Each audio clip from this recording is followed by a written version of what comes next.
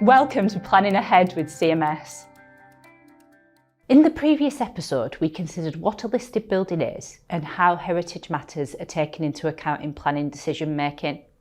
In this episode, we will cover other types of heritage protection in the planning system.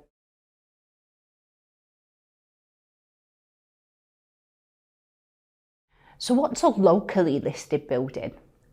A locally listed building is a building, structure or feature, whilst not listed by the Secretary of State for its national importance, is felt by the local council to be of importance due to its architectural, historical or environmental significance.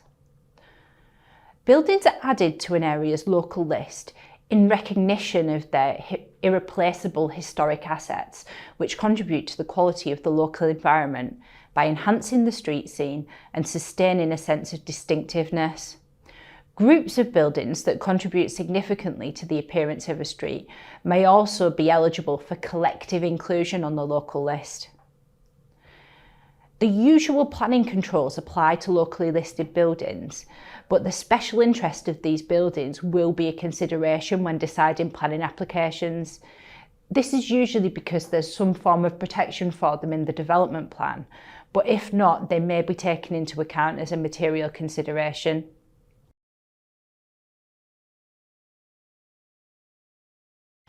When considering an application for planning permission in a conservation area, it's necessary to focus on preserving the character or appearance of the area and how this can be achieved. This is not only through the positive enhancement that the development will make to the conservation area, but it's also a question of considering the state that the development leaves the conservation area in after the development has been completed. In conservation areas, there's also special protections for trees. A tree within a conservation area is similar to a tree that's protected by a tree preservation order. This means that any changes to the tree need to be first notified to the local planning authority.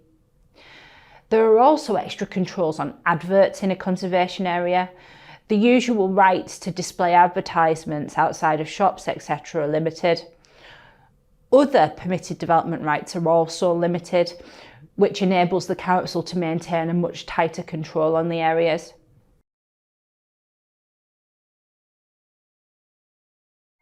Now I want to switch to talking about amending listed building consents. So listed building consents can't be amended in the same way that planning permissions are using section 73 and section 96A. There was a provision in the Listed Building Act section 19 which people used to amend listed building consents, but a recent appeal has cast doubt on whether it can be used, and lots of local planning authorities are now insisting that a full new listed building consent application is made, even for small changes to a listed building consent.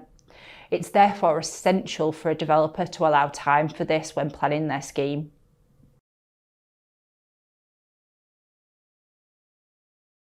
It's worth focusing on appeals when talking about heritage. Because heritage is subjective and something that local authorities are keen to preserve, it's often the subject of a reason for refusing planning permission. This means it can be an issue of focus when there is a planning appeal. Heritage issues often involve experts representing different parties, the developer, the local planning authority, and Historic England. These experts can often disagree about the balance of harm and benefits caused as a consequence of the development. This is quite often a very subjective exercise and consequently requires very careful preparation of evidence in advance of an appeal.